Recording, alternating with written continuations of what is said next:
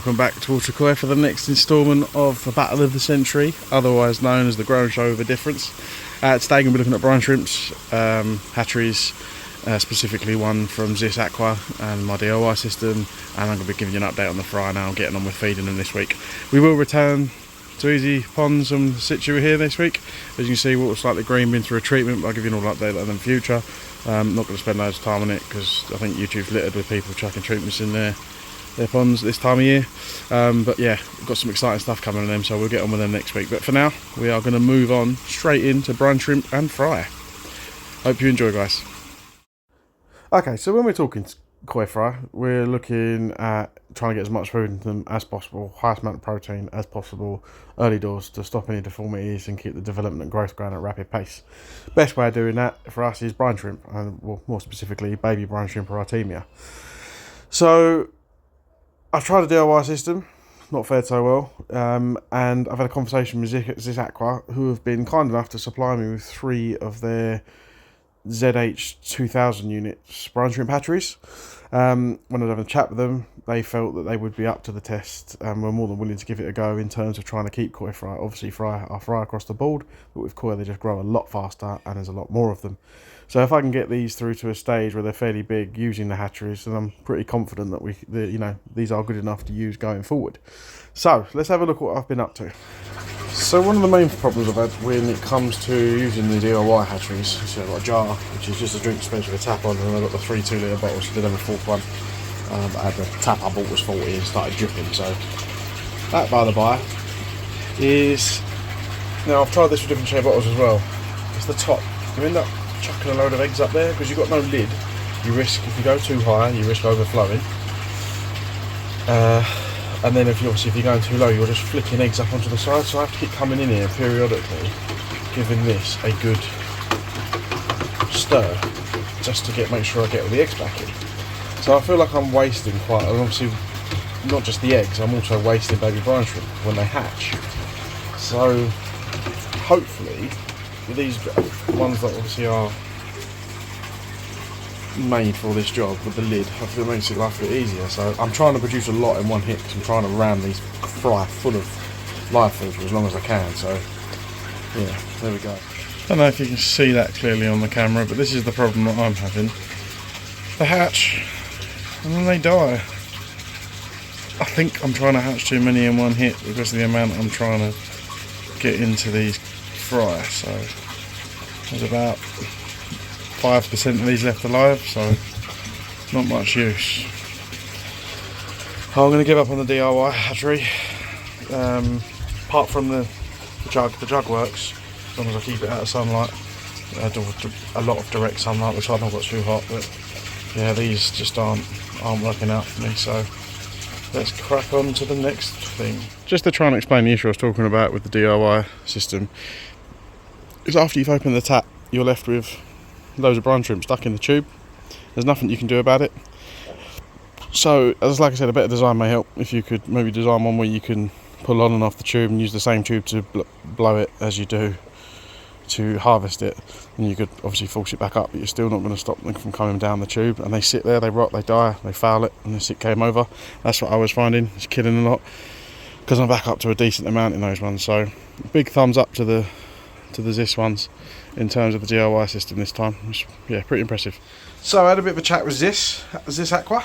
A lot of you who keep tropical marine fish may be very familiar with these. These are brine shrimp hatcheries for the aquarium, and I want to see if we can produce enough out of them to get me enough food for the fry. So they should work like any other one, obviously like the DIY ones, but these should be a little bit more straightforward. They're nice and designed at the bottom for your collection, and also they've got a lid, which, as I said, is quite a big deal for me because I'm losing stuff out the top as well as I seemingly trying to overhatch. So I'll see if one of these copes with it better.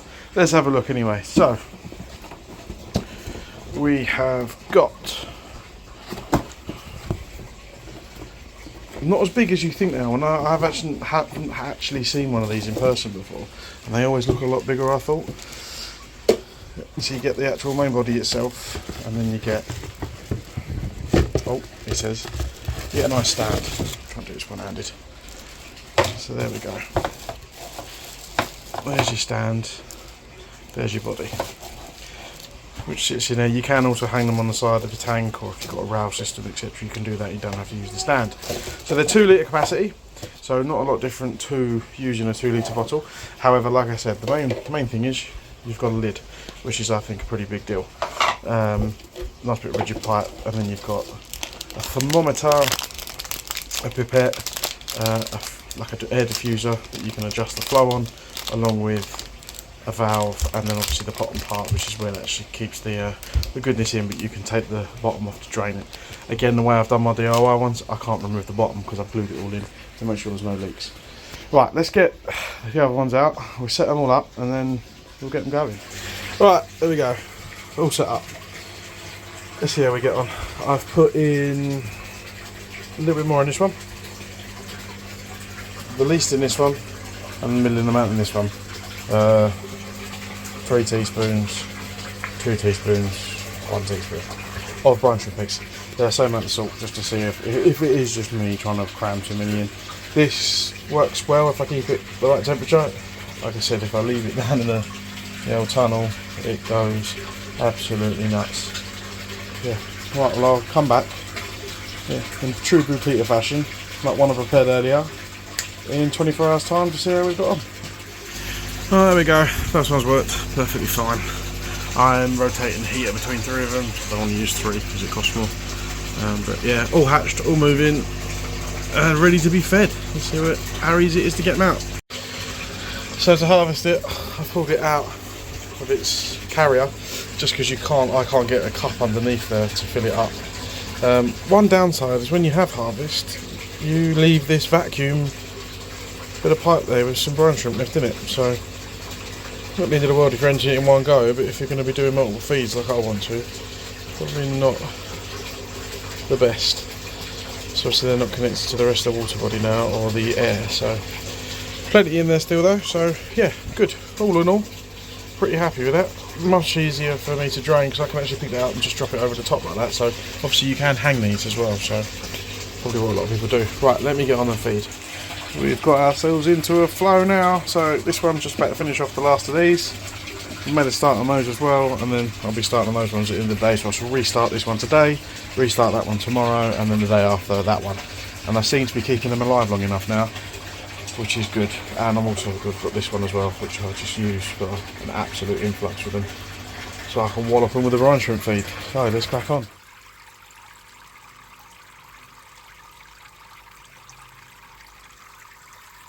So this is day 6 of the fry, just to show you where they're at, how they're coming on.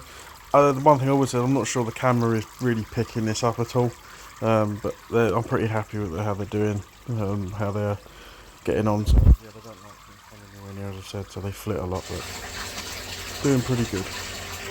And this is just to give you an idea of what I'm trying to achieve every time I feed. So sometimes it's not always the same, but I'm getting as close to it. There we go. So loading up the next refills again. Day 7 or whatever we're on now. That one's the next one to be started, untouched. This one is working its way through nicely. These two just about, well, this one will get its eggs tonight, this one will get eggs first thing in the morning, so they're staggered apart. But yeah, I've got a nice little cycle going now, and I feel like it's working quite well. So once I've harvested them, I'll bring them down here in their respective cups and I'll literally chuck them in. This is what I am trying to feed, sometimes a little bit more, sometimes a bit less depending on where my production's at, every hour to 2 hours. If I can get as close to an hour as possible, I'm trying. If it's longer, then it's up to 2 hours, but I'm doing that from some mornings I start at 7, depending on what I get out here, 7 to 8 till around 7 to 8 at night, so over a 12-hour period. Hopefully over the weekend I will extend it longer because I'll be around more to do it. So that's what I'm doing. You can see the nice concentration of brine shrimp. Let's have a quick look at them. There they are flicking around. Yes, like I said, really happy now where I've got to in terms of my production, my conveyor belt if you like, getting the timing right of one finishing as I've started another one, they're just hatching, blah blah blah, and having enough on the go to do that really helps. Again, just using standard aquarium equipment after my DIY system failed, and it's working really well, so cracking bit of timing. Right, let's get these in. Those in. I'm trying to stay away because they don't like me watching, but they're all going mad. They're all concentrated now as to where I tipped it all, so all going mad. Yeah, really happy with how they're doing. They're really starting to develop. Obviously I don't have the best of views of them, but the change has been quite impressive in the space of a week, and it was a week to the day that they came, so this is the Thursday. So yeah, really pleased. There's a couple of deformities that I've spotted already, so I'm actually going to get those out straight away. There's a couple of really tiny ones that clearly aren't going to grow, so they're going to go straight away.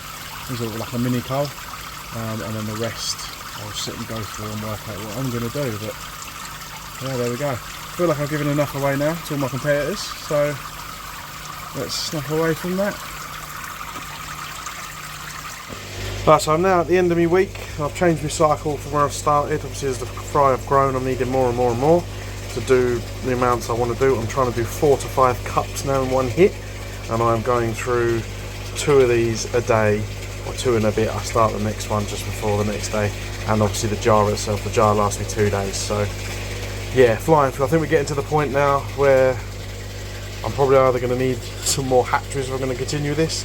But I think obviously I'm starting to get borderline where they are probably too small for them, but done an absolutely fantastic job. These have been a game changer for me. Don't get me wrong, I love a bit of DIY. I encourage a bit of DIY where you can, but sometimes doing it yourself isn't as good as what you can buy. The biggest thing for me is how I empty these, how I can clean them, and how I can reuse them. The tube underneath, obviously not that I would drain out of my system, and there are other ways of designing it, probably better than what I've done mine. I think Twisted's done his better because he's put two separate lines in, but I was filling up my line with brine shrimp, which means they just sit there and they die and they block the system. So yeah, very happy with this. Let's go and I'll show you how the fry are looking now, and hopefully you can see how they've changed over this is 8 days that I've had them now. So yeah, 8 days, very happy where we're at. Okay, so just to give you an idea of what I'm talking about, this is feed 5 of brine shrimp on day 8. As you can see, I've left them sitting there a while so they concentrate at the bottom. That whole layer is teeming. Every single one. Doing that one, which you can't see. There you go. So yeah, that's the 5th feed of that today. They will get another 1 of these from the brine shrimp.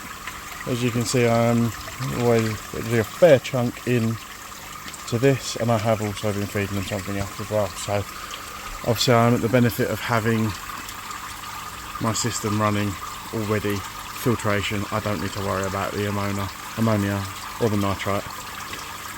It's working really well, really pleased so far. So, and this is the stage that I'm most worried about, is getting them past the fry part to the actual koi. And then once they're koi, I'm quite comfortable with what I'm doing. I say once they're koi, once they're toast-side, like, you know, small fish, more comfortable with what I'm doing, and I know how to grow them on, and I can power them on from there. So as long as I can keep pace, everybody else at this point, feeling fairly confident. So yeah, right, let me get that food in.